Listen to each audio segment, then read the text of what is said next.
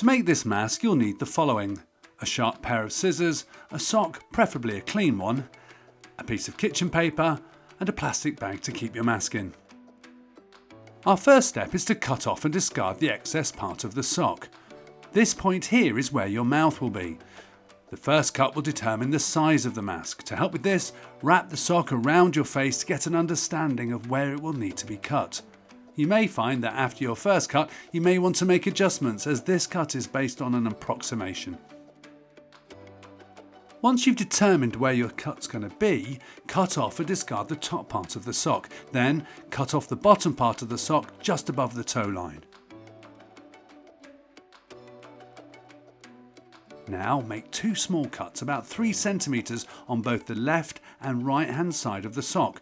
This will create the loops that you'll use to hold the mask around your ears. Make sure your cuts are not too close to the ends, as these loops might break when putting on the mask. Next, flatten the sock out ready for the filter. Fold up the kitchen paper and insert it into the sock where your mouth will be. The paper towel needs to be flat in the sock. With that, the mask is ready to put on.